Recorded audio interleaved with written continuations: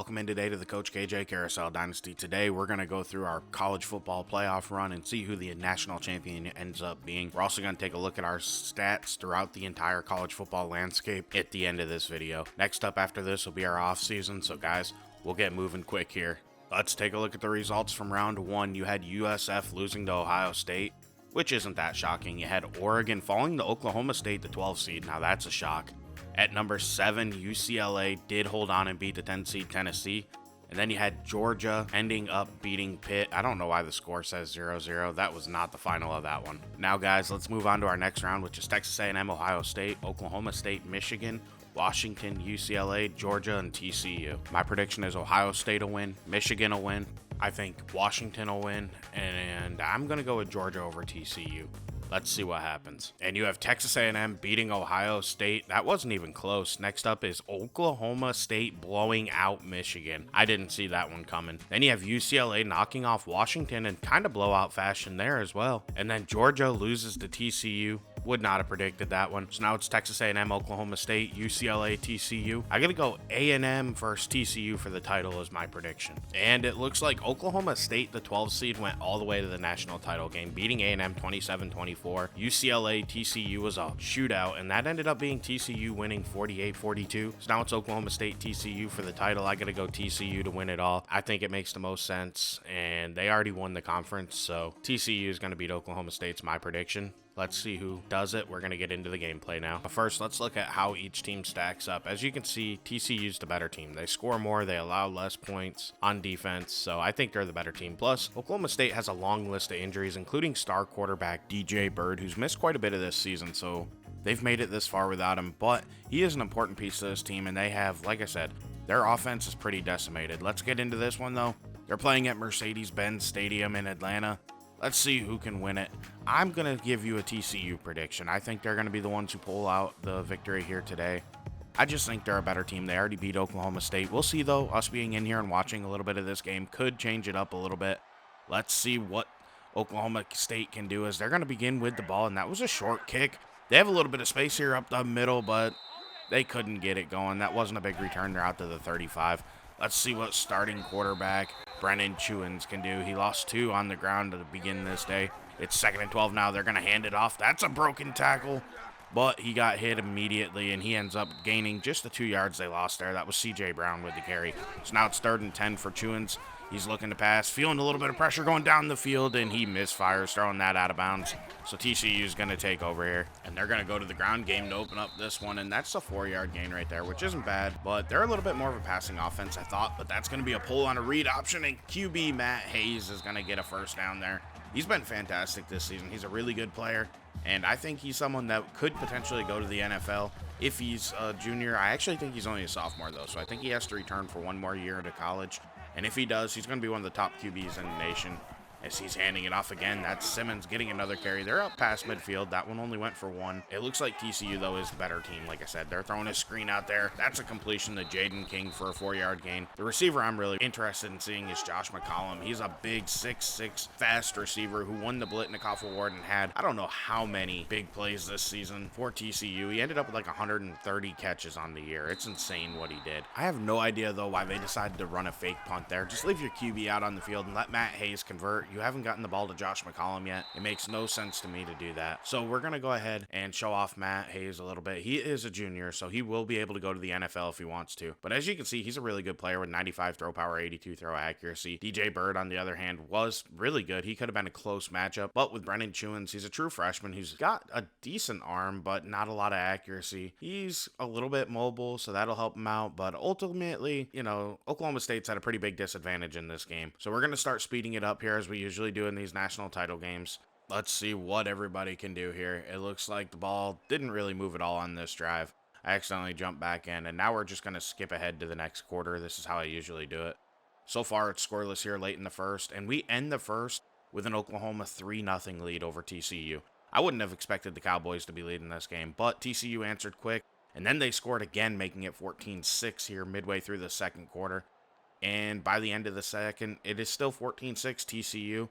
They are the better team, so I'm not surprised. I expect them to win this one. So let's jump ahead to third quarter and see what happens here. TCU extends their lead. It's 21-6. Oklahoma State has a good drive, though, makes it 21-13. Then they score again, making it 21-19. We got a ball game here entering the fourth quarter, so let's jump into it and see if Matt Hayes or Brennan Chewins will end up becoming a legend and winning the national title, as that's Josh McCollum making his reception here. First time we see him showing off. He is a fantastic prospect. Oh, and I was way off. He had 149 receptions at this point. He's going to cross the 150 mark. He is insane. I remember his stats were nuts. I did record this a little while ago before doing the audio, so I did forget the exact number, but his stats are insane. Can you imagine a college player getting 150 receptions? But he is a beast. He's 6'6", 225, and fast. He has like 96 speed. It's insane.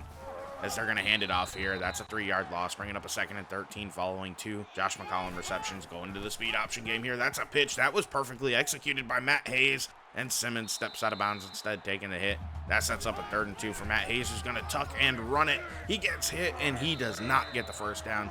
They say no gain, but he gained a yard on that one. So TCU sets up for a pretty long field goal for a college kicker, and that one came up short. He missed it. So it's 21-19, Oklahoma State with a chance to answer here and take the lead for the first time since the first quarter, as that rushing attack didn't go anywhere on that play. They're going to go to the speed option game. Brennan Chewins keeps it, but he stuttered there, and he shouldn't have. He ends up losing a yard. He had a chance to get probably 5 to 6 yards on that play if he just kept going straight. So now it's 3rd and 10. He's got a pass. He checks it down, and that one doesn't go anywhere. The running back was hit immediately. It's 4th and 6. TCU is going to get the ball back and have a chance to extend their lead and maybe make this one out of reach with 5 minutes left in this game. As Matt Hayes goes underneath to Evan, I don't know how to say that last name, to pick up 8. Back to the ground game. Hayes pulls it on a read option, and he got hit immediately. He gained nothing there. So now it's 3rd and 2, and they run a delay, and that didn't work. Summers went back. He lost 4 on that play. So now it's 4th and 6, and they punt it back to Oklahoma State. Let's see if Oklahoma State can answer and take the lead here. They hand it off, and that's C.J. Brown going for 5. That's a solid carry. So on 2nd down, back to the ground game, and C.J. Brown this time could only get a yard, maybe even nothing. So now it's 3rd and medium here. Let's see if Chewins can hit a pass. He hasn't been very good, but he checks it down, and he finds C.J. Brown open underneath. He's going to fight ahead and push forward for a 14-yard gain. That's a big play by the running back. You can tell he wants to win the title here. So down the field goes Brennan Chewins, and he missed. So now it's 2nd and 10. Let's see what he can do. 2:44 left in the game. He throws it underneath, out of bounds, but he went backwards, so the clock shouldn't stop. However, it will. So now it's 3rd and 6, and Chewins needs to get a first down to keep this game alive as he goes down the field, and that was nearly intercepted. Biddle had his hands on it. He had a big chance to close this title game out. 4th and 6. They're running a screen. I hate the call, and it's blown up. C.J. Brown loses 3. Matt Hayes needs a couple first downs, and he'll have a title and a ring to put on his finger as he gets sacked for a 5-yard loss. That's a big mistake there. You can't do that. 2nd and 15 now. Hayes just tucks to run, breaks a tackle, but again, he has nowhere to go. He's fighting, and he gets 3 yards, but that was ugly. Now on 3rd and 12, they just run a delay and hand it off. I don't love this sequence for TCU. They end up having to punt it back, leave Oklahoma State 2 minutes, and let's see if Chewins can answer. He goes underneath. He finds Shetron, who steps out of bounds after a 4-yard gain. 2nd and 6 now. Chewins moving in the pocket, going down the middle. That one was dropped. He had an opportunity there. That wasn't on Brennan Chewins. 3rd and 6 now. Chewins out of the pistol here, looking to pass, stepping up. He's going down the field one-on-one, and he underthrew his guy. That was intercepted. Oh, man, that's going to be your ball game. What a big play right there. I'm pretty sure that was Biddle with the pick, too. Chewins probably lost this one for Oklahoma State, as that's a big man reception. I had to show that off. Rumpf with a 14-yard gain, the tackle for TCU. There's 1:12 left, and they're just draining the clock. They hand it off. Summers is fighting ahead. He picks up 6 here. They're going to snap it with about 30 seconds left, and they're going to run QB option, and that is a touchdown for Matt Hayes. They kind of run the score up a little bit there, but I understand. They're going to get themselves a 2-score lead, and this one's over. It's 28-19. Chewins is going to need some, miracles here, but he fumbles it and turns the ball back over to TCU. They're going to run up the score even more. Their D tackle goes in for 6. It's 35-19. Dalton Fisher with the big man touchdown. TCU's blowing out Oklahoma State here at the end. But as you can see, Coach Sonny Dykes wins his first national title here at TCU. He has already played for one, but they got blown out, as everybody knows, against Georgia. But this time, he got to face a Big 12 opponent, and he controlled the game throughout, and he won the national title. That was a big, big victory here for the TCU program. And, I'd like to see these smaller schools getting a chance. Guys that you wouldn't traditionally expect to make it all the way to the title game. And in real life, in 12-team playoff, I'm not sure that this will even happen. But the fact that it did is pretty cool. And Matt Hayes played really well in the game. He had 3 total touchdowns. He had over 300 yards of offense. He was really, really good. As they're handing the trophy over to Sonny Dykes, of course, this is the old crystal ball. He holds it up, though, and TCU celebrating their national championship. I don't think QB Matt Hayes will return unless he thinks they have a chance at a repeat next season. He was really good, though. Like I said, 2 touchdowns, no picks, 270 passing yards, 53 on the ground with a touchdown.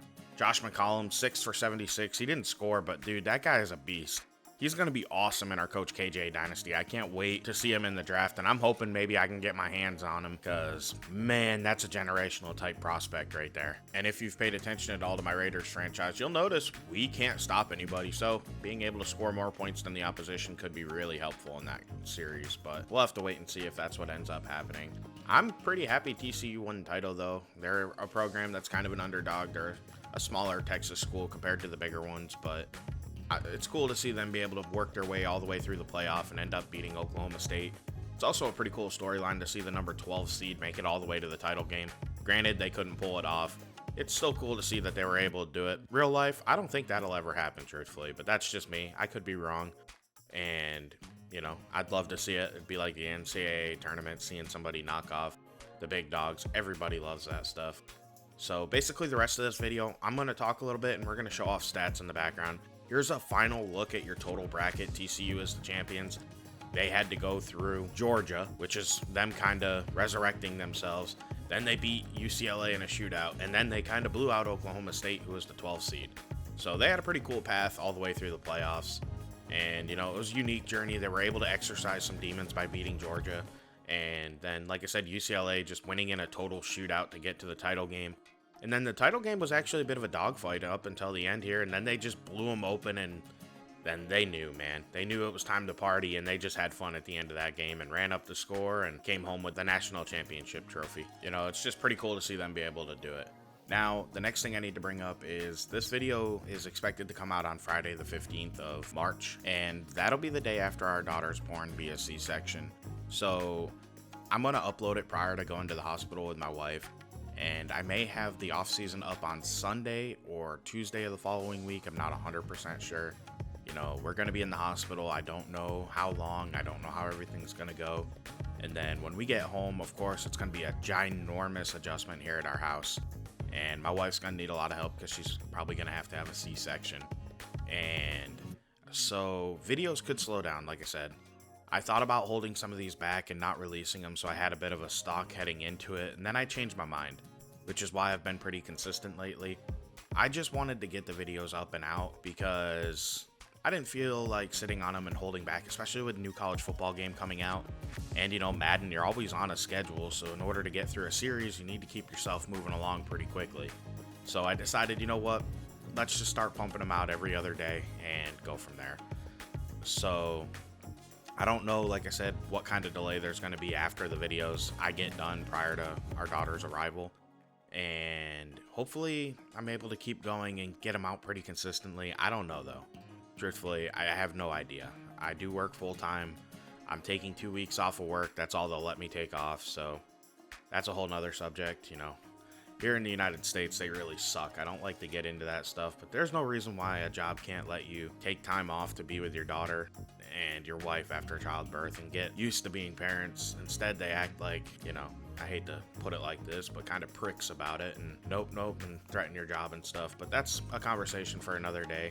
And, you know, that's why you don't mention where you work. And I just totally disagree with it. And, you know, that causes some frustrations and is what it is. But either way, so them 2 weeks I'm off, I may be able to do some recordings because I don't know what our sleep's going to look like. And if I can't sleep, I may be able to do some recordings. I don't know, though. You know, I need to help my wife out as much as I can. I need to obviously bond with our daughter as well. And, you know, I can't wait for it. Can't wait to meet her. And as I'm recording this, she isn't here yet. So I'm super excited. I just, like I said, don't know what's going to happen. The channel's going to keep going. I just don't know if I can keep up the every other day pace, which has always been my goal, and then throw in extra videos when I get ahead. I just don't know, like I said, what's going to happen. We're going to keep pushing along. We're going to keep trying to get them out every other day. But here at the beginning, it's going to be pretty rough, truthfully, figuring it out. Everybody who's parents or have become a first-time parent know this. You just don't know what you're getting yourself into, and everybody tells you it's not that bad. You get used to it. The sleep deprivation sucks, but you'll get through it. You know, I just don't know what to expect. So I'm coming in pretty optimistically, and, you know, I'm excited and just want to bond with my daughter. So, and be there for my wife, of course, after surgery. So it's just, you know, this channel is going to be on a little bit of a back burner. But like I said, we're going to keep going along, especially with the college football game coming out likely in July.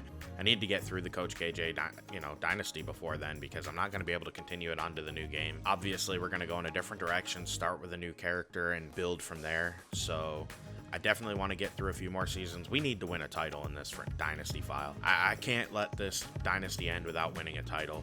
So we need to get it figured out. We need to win a title, and we're going to keep going, like I said. And when we get closer to July, my plan is to kind of finish it off, do like a year in each episode when I'm done. So like we find out that the game's going to come out on July 10th, we'll say. So as we approach July, I'm going to make it to where we end the video basically with 4 years, each their own separate video. So that way we get to see every player we have on the team finish their career. Now it'll go a little quicker. It's not like I'm going to show highlights of every game. I'm going to still play every game, I think, though, is my current plan. We'll see, but we'll go through it, see how their careers finish, see what their stats look like, and just kind of close off the Dynasty file, and then move into College Football 25 after that. We're going to keep putting players in our Raiders franchise as long as I can. I need to figure out the format for that as well, because that's probably going to have to move the postcom here as we're looking to adjust the series. But I'm LDJ11. I want to thank you for watching. Please like and subscribe. Have a wonderful day, and I'll see you with more Coach KJ soon.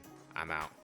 Welcome to my party, we're just getting started. A life is a dream or a nightmare scarring. Hand me a drink cause I think I'm going all in. Get me a shrink who can catch me when I'm falling. Cover up my scars, flip the handlebars, crashing in my car. Wake up in a bar, I'll be a superstar.